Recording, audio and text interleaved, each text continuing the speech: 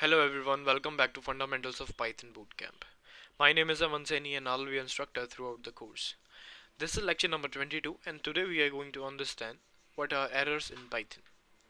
So let's hop on our Jupyter notebook and understand what are different errors we have in Python.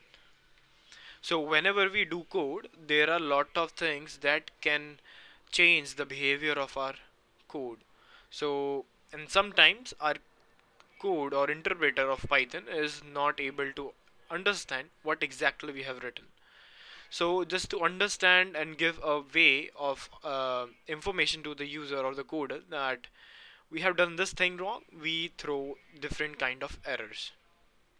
Okay, so types of errors in Python. So first type is compile time error. So what are compile time errors? So let's understand it. So errors that occur when you ask Python to run the application. Before the program can be run, the source code, like this is the source code, must be compiled into the machine. So it will be compiled into the machine understanding code. If the conversion cannot perform correctly, the Python will inform you that the application cannot be run before the error is fixed. The most common error of this type are syntax errors. So the compile time errors are errors which are thrown at the time of compile, which means before the execution of the code. The most common type is syntax error. So we just type the wrong syntax of how we write a code in Python. So in this example, let's say if we want to define an if else statement and we are not closing the if statement here using a column, it will throw us an error before actually executing it. So let's execute it. So it is throwing us an error that invalid syntax.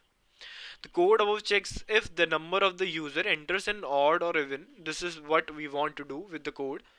However, notice that the if statement is missing with the column at the end of the line. Because of it, the program won't run and the interpreter will even inform us that the problem is at this particular line and this particular stage.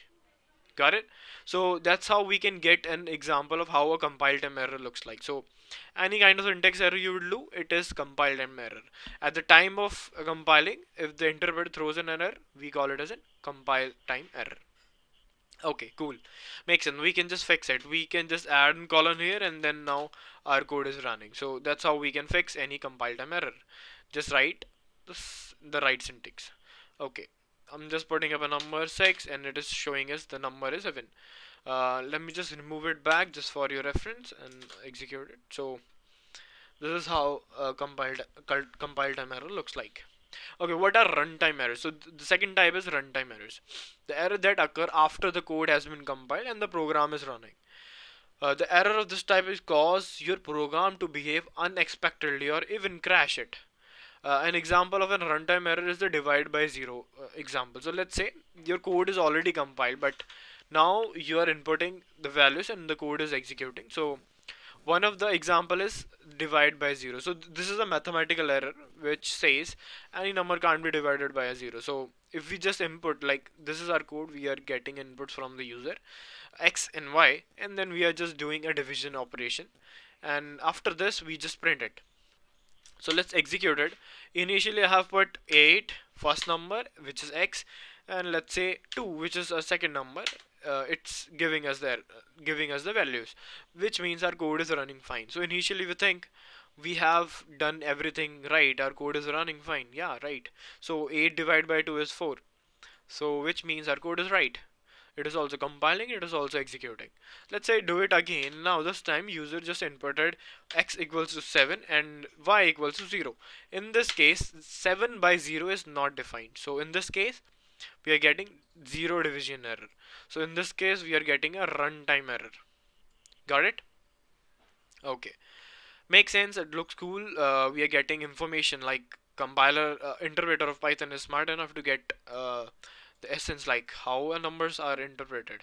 Okay, so next thing is logical errors, so also called semantic errors. So let's say we have to define some logic and we are not defining the logic very correctly, that what we want exactly. So in this case we call it as a logical error. Our logic is not defined correctly. So in this example, let's say we want to do an operation like x plus y divide by 2. We want to divide the addition of two numbers by 2. Got it? We need to divide the addition of two numbers by 2. Let's say we have x equals to 5 and y equals to 5, and we want to divide the sum of 2, which is 5 plus 5, 10, and divide by 2. So in this case we have written the same thing. We are doing x plus y divided by 2, and then we are saying the average of the two numbers is entered, and this is the value. So let's say we have entered 5 first number, and the second number is 9. We want to calculate the average of these two numbers, and now we are getting 9.5.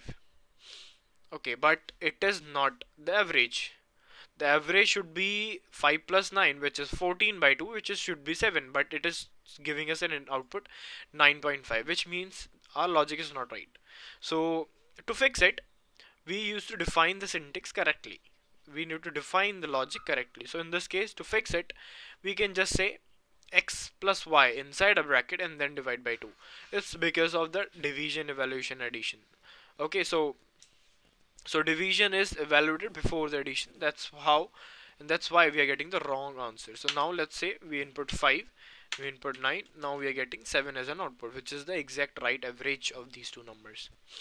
Fine, that's how we can check logical error. So in this case, you can see we are not thrown by any kind of exception or the error message by the interpreter. Initially the interpreter is throwing us an error, but in logic it is not, because interpreter don't understand what exactly you want. It just execute whatever the instruction is given to him. Okay, cool. Okay, so many times a program results in error after it is run, even it doesn't have a syntax error, such as error in a runtime error called an exception. A number of built-in exceptions are defined in Python already. Let's see some of the error types. So these are 30 generic error types I have given you in a list. You can just check it and understand it, what all different type of errors already we have. So first one is assertion error, raised when the assert statement fails. Whenever we are asserting any input to an object, and assertion is failed, then we are getting this assertion error. Okay, some of the student will not get what all these things are. Different things you will get understand by your experience. uh, just take an example, you can just learn it as well. Okay, second is attribute error, raised on the attribute assignment or reference fails.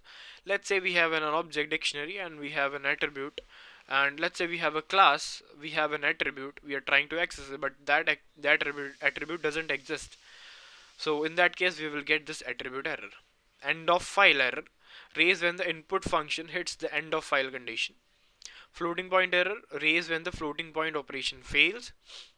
Generator exit, raised when the generator closes. That means we are already end with all the elements inside a generator.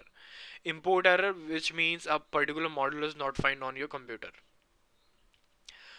Index error, raised when the index of a sequence is out of range. Let's say we are trying to access any list, and we are trying to access an index which is out of the index. Let's say the list size is 10 and we are trying to access 100th index, which is not possible. Okay, key error, raised when the key is not found in a dictionary. Keyboard interrupt, raised when the user hits the uh, interrupt key, control C or delete. Memory error, raised when the operation runs out of the memory, which means a computer is out of memory, it doesn't have extra memory now. Name error, raised when the variable is not found in the local or the global scope. Not implemented error, raised when the abstract method is not actually implemented when we are defining the class. Okay, OS error, raised when a system operation causes system related error. Overflow error, raised when the result of an arithmetic operation is too large, which means we are out of the scope of a particular variable that it can store. Overflow error is done. Reference error, raised when a weak reference proxy is used to access a garbage collected reference. That means that particular object is already collected by the garbage collector. Um, Stop operation, raised when the next function is indicate that there is no further item to be written by the iterator.